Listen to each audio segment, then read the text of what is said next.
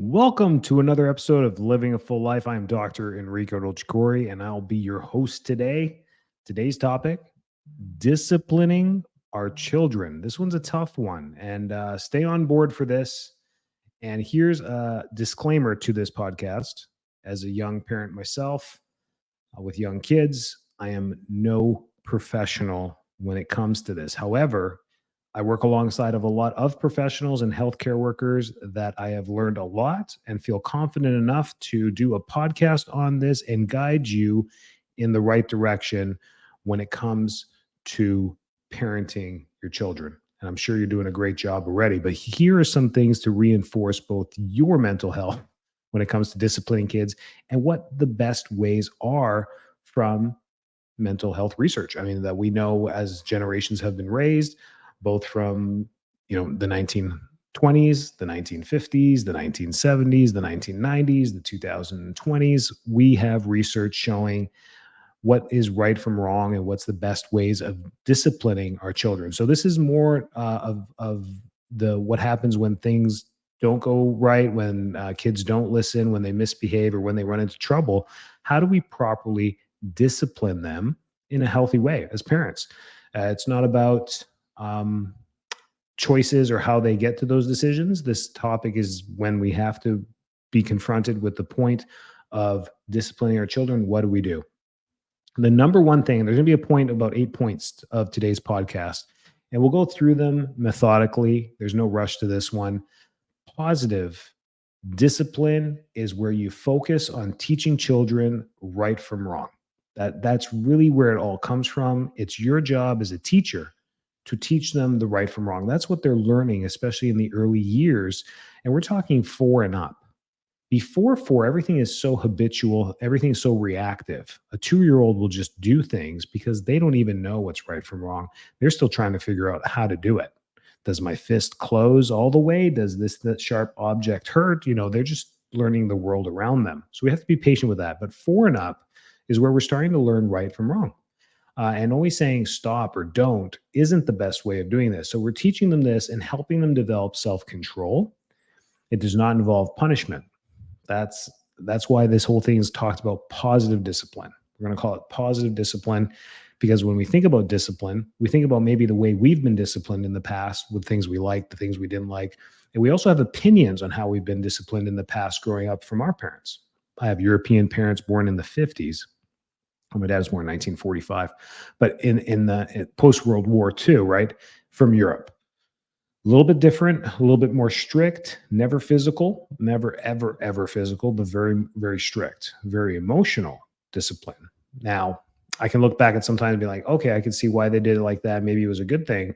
And what I've learned now, maybe some things can hurt for the rest of your life. So when we talk about positive discipline, it does not involve punishment. That's the difference. Some discipline, we think about punishments, which can be harmful to child's mental health, especially in the tender years. This is like from 4 to 9, right about there. At about 10 and up, kids don't have the excuse of not knowing what's right from wrong from the things that they already know, like hitting their sibling or stealing their toys or doing these things, or taking your phone, or breaking something in the house. These are things that they've probably learned the hard way that are wrong.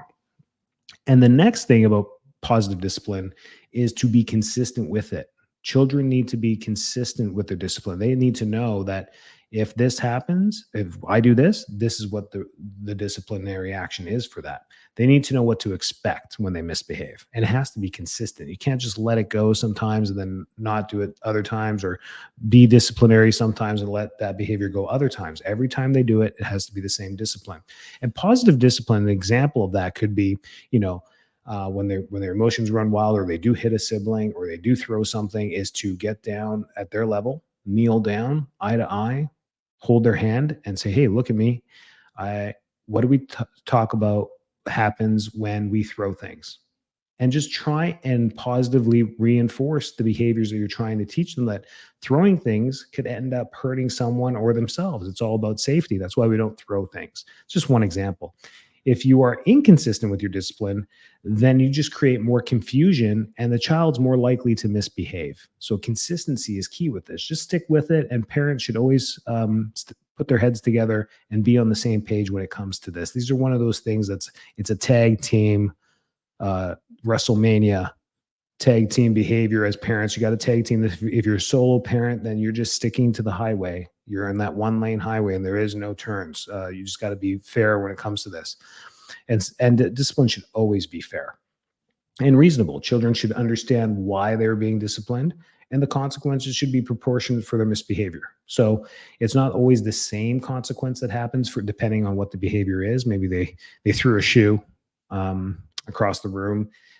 Is very different than throwing a sharp object or using profanity, or you may have different levels of discipline or consequences as far as whatever the consequences should be to the misbehavior that happened. So you may have different levels of that, but you always stick to that. So the more serious it is, and always leave something as far as consequences in your back pocket for the next thing that could be more severe. So if the consequence was, that's it, you're losing your tablet for the rest of the day, or the week, or whatever, maybe, I don't know where you're at with that, but you take that away from them. They're not allowed to use it. You stick with it. You don't just give it to them, 3 hours later. You stick with it. But if something worse happens, what's the consequence to that? Do you up the 1 day to 1 week? Do they lose that for a whole month? And where does the effect come in after so much? A 6-year-old losing their tablet for a day is a big thing. Losing it for an entire week could be tough on you.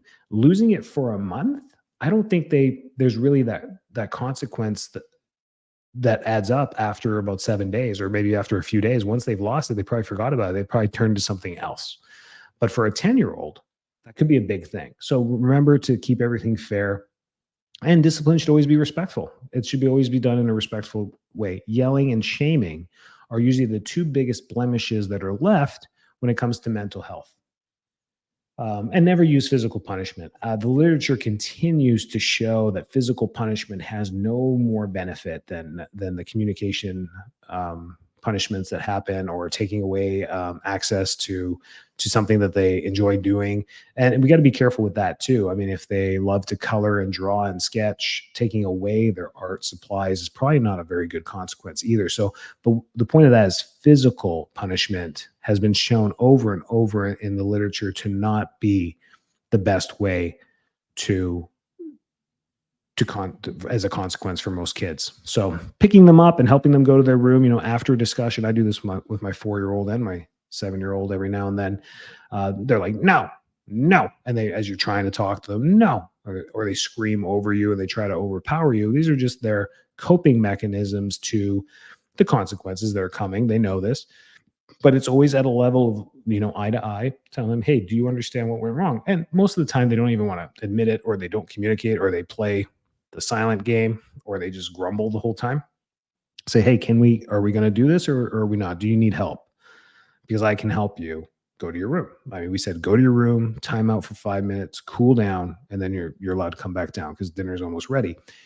And if they don't, if they're doing the whole grumpy thing, I say, can I help you? Of course, they're not going to respond. They're going to just give me a grunt. And then I ask them one more time. And then it's like, okay, I'm going to now help you. So they know exactly what's coming. It's done respectively. And yes, they're going to get picked up over my shoulder and walking them right up to their room, putting them in there gently, and then just closing the door. They'll kick and they'll scream. I've been kicked in the stomach. It happens, but you're the parent. And it's not a combative thing that's happening. You're going to win if you get into combat with your kids. I don't know. My 9-year-old, I think she could beat me up now. So maybe not. But anyways. So, and then when it comes to discipline, and guys, this is a tough topic. If you're a parent listening, hopefully it's just spinning some gears in your mind for you to just think and calm down. Maybe it's coming. What I'm getting a lot with these podcasts is people are like, I listen to that, and they'll send me a message. They'll find me on Facebook, or they'll email me and they'll say, I listened to your podcast yesterday, one that I did maybe 3 months ago. And they'll say, it came at a perfect time. I'm dealing with this right now. And I'm like, well, that's probably why you clicked on it and listened to it. But anyways, this is encouraging as a podcaster to make sure that this information is useful. So every time I get feedback is where we build up on this. So thanks for the feedback. Appreciate it. Helps keep the podcast going, really. Set clear expectations. Let your children know what behaviors are expected from them. They need to know where to go. So it's one thing to discipline them, but also what behaviors are expected. Sitting down and being ready for dinner time, and not bringing the tablet to the table, not bringing your toys to the table, turning off the TV. If you were watching something, make sure you turn that off. We're going to sit here as a family. We're going to eat. Like having those set behaviors set there, making sure that when we wake up in the morning, when the alarm goes off, it's time to wake up. There is no, when we come and get you and say it's wake up time, it's wake up time. Try your hardest to just roll out of bed. You can be tired, you can be groggy, you can be grumpy, but make sure when we say wake up, you're throwing the blanket off and making an effort to get up. Be specific and consistent with your expectations. Those are two examples: dinner time and wake up. If you have young kids, you're probably sympathizing with me on this. Those are the things. And as your kids get older, it's almost impossible to wake them up. What is up with that? Provide positive reinforcement. Praise your children when they behave well. This comes with like, I'm really proud of you for putting in the effort this morning and getting out. Thanks. We are now on time to get to school. It's great. I don't have to go 90 miles an hour down the highway to get you here to school on time. I really appreciate that. Really minimizes our risk of potential car accident. Appreciate you doing that. Whatever it is, it has to just be positive reinforcement. Thank you, guys. I say thank you to my kids a lot. And there's times where I'm like, am I overthinking them? And then I've been told by many professionals that no, that's one of the best things you can do as a parent, is just thanking them and telling them that their behavior is actually good, is reinforcing that, which is really great. It comes naturally to me. So I feel like saying thank you is an easy thing for me. Try it yourself too. This will help them learn what behaviors are acceptable. Use natural consequences. Allow your children to experience the natural consequences of their actions. If a child refuses to eat their dinner, they may actually go hungry afterwards. That's a natural consequence of not eating your dinner. Like, I don't want the veggies. I don't want the chicken. Well, that's what we made today, and we're definitely not making a second dinner for you. You know, and then saying that's it. It's bedtime in 20 minutes. You're allowed to go look in the fridge and see what vegetables and fruits we have accessible that you can get, because I'm not chopping you anything up. And try it, because you're gonna be hungry. And sometimes letting them do that and learn the natural consequences of that is fine. I mean, when it comes to self-harm, though, I wouldn't allow that. Like, hey, I told you not to touch that stove. It's still hot.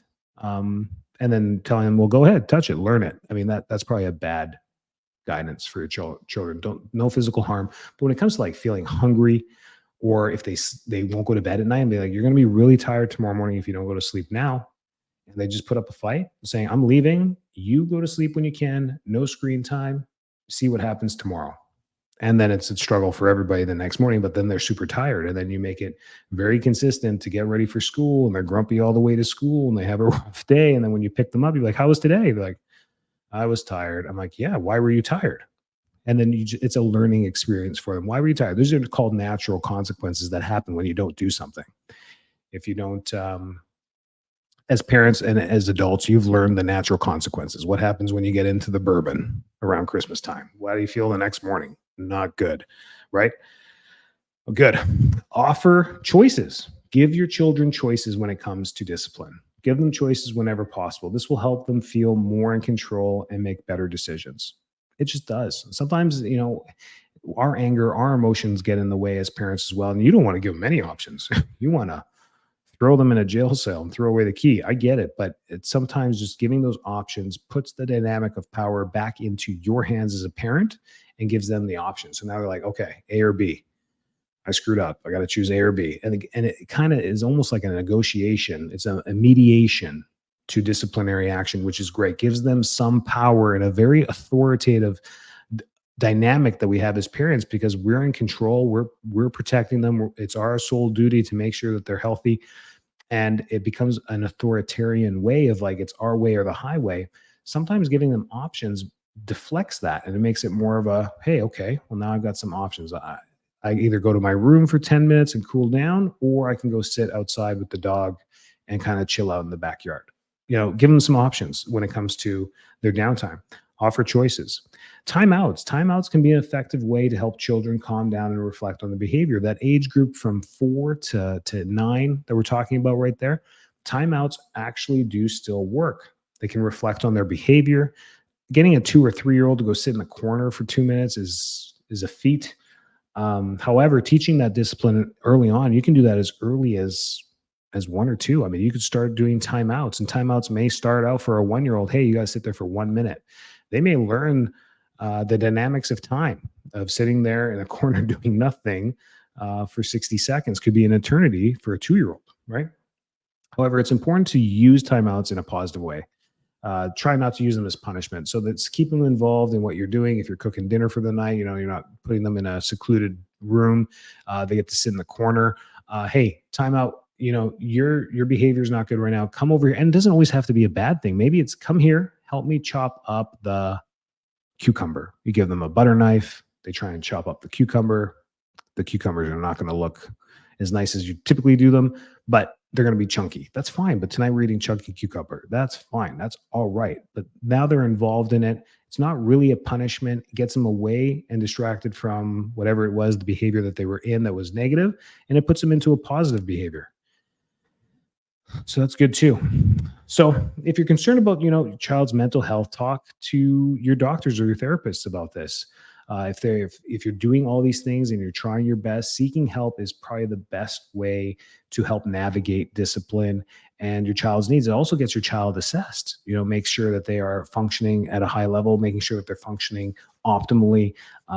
These are things that we do in our office. You say, well, as chiropractors, how are you doing that? We're making sure their nervous system is regulated properly and functioning properly so that their normal primal functions are normal, their appetite, their sleep. And usually when you have a normal rotation of function and sleep is good and the day is good, then the behavior starts to change in a positive way. In no way, shape, or form do we ever step in as the mental health counselors there. That's not our dynamic. It's not what we do as chiropractors, but we definitely have our network that we guide parents to all the time. As a parent, it's your job to stay calm. It's important to stay calm when you're disciplining a child. It gets tough. I understand. And there are times when you're going to get angry. And anger is a quick emotion of protection. Raising your voice, whatever it is a sense of protection. If they're stepping into the road for traffic, you're not going to sit there, oh, sweetheart, gently, and then walk gently towards them. You're screaming at the top of your lungs, stop, and you're running in their direction, right? That's the protective mechanism. And in those moments, that is perfectly natural. Don't worry about it. It happens. It sets an alert for the child and shows them it's negative, but it's what we do afterwards in that moment. So being angry, pulling them aside, you calming down, getting down on one knee, looking at them. Hey, do you know what happened there? Do you know why I got a little upset or why I shouted? Sorry, I scared you. But what do you think could have happened that was bad that scared me? Your child will know because you've taught them many times to look both ways and not step onto the road. Always listen to your child. Give your child a chance to explain their behavior before you discipline them. Just explain what's happening, and the consequences can still follow through. This will just help you understand why they misbehaved and choose the best disciplinary response. Sometimes your children want to give you feedback immediately. I'm sorry I did that, mommy. I was thinking this. And you're like, oh, you didn't even cross your mind that was what was going through their mind. You thought they were just being retaliative. Or sometimes you don't know the full story. That happens. I have 3 girls, and they're close in age. And somebody screams, and you automatically default to the middle child. You're like, yeah, she's doing this. And you go up there, and you default to that. And sometimes it's not her fault. And I feel bad because I just, after 7 years, you're like, yeah, it was probably her.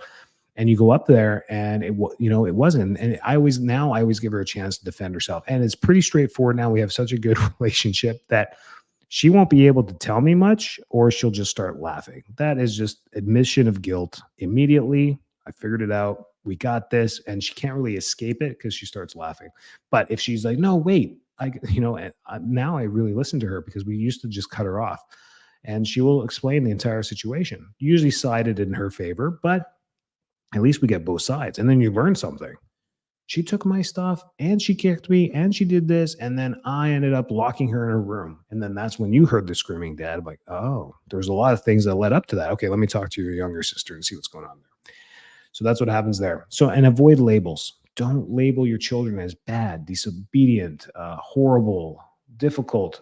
This can damage their self-esteem. I'm a huge advocate in the medical field about this, encouraging medical doctors, nurse practitioners, chiropractors, therapists, pediatricians to not label kids with whatever diagnosis that they have, whether it's autism, ADHD, behavioral issues. Giving them the textbook definition of what's happening ingrains this into their self-esteem. They don't need to know this. So in our office, whenever we confirm something or agree with a diagnosis, the child's helped. We usually set them off with mom or dad, and then we just keep mom or dad, the other parent, back for a second. Like, hey, can I talk to you, Stacey? I actually agree with what you came in. I think there is a component of ADHD for sure. The behavioral component obviously is correlated. However, this is workable if we do these things together and you do these things at home. I really think you can see some improvement over the next little while. But let's not use ADHD in there. Let's not give them the power or the crippling effect of that diagnosis. And I just teach them, labeling them just makes things worse. And the statistics show this: kids with labeled with ADHD before the age of 7 have a higher use of substance abuse, a higher use of mood disorders, and a very high 50% of them have a anxiety disorder with this. And it's related to maybe having that crutch of the diagnosis going through school. So these things are important too. And then focus on the behavior, not the child, right? Focus on what they've done so it can become a teaching moment, specific behavior that they misbehaved, not the child themselves. Just, saying you're bad, don't tell them that. Saying hitting your sister is not okay. That's more of a conscious thing that you can do as a parent. It's like nothing, they're not bad. They're not doing bad things. It's just that hitting others is not okay. So it's a teaching moment, and show love and support. Let your child know that you love and support them through the thick and the thin, through the good and the bad. You are always there for them, and that you're the rock in their life. So that is a lot. But discipline is a huge thing when it comes to parenting, and there's always a lot of questions around. And like I said, I'm not the go-to expert when it comes to what to do, but definitely this podcast was to show what to probably avoid and what to focus on as a parent, so that you can be the best advocate for your kids. And your goal as a parent is not to be their best friend. It's to be the best person in their life. So when they look back, you are the role model that they remember for the rest of their life, that they go to.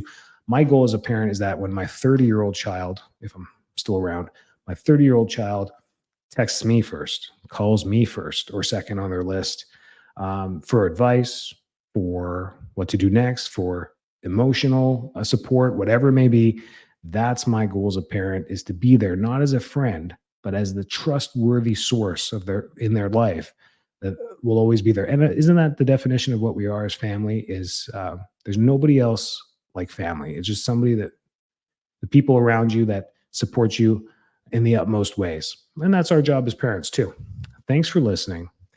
Have a great week. Join us next week, just like every week, and stay well, stay healthy. If you ever need anything, reach out to us. We're here for you. Make sure you like, share, comment, share this podcast with others. We're actually growing at a very fast pace. It's been slow growth, and now as we hit this 1 year mark, it is just taken off. Our listeners per week has quadrupled. It's just like very quickly. So it's spreading quick, and it's great. It means the content that we're putting out is actually useful.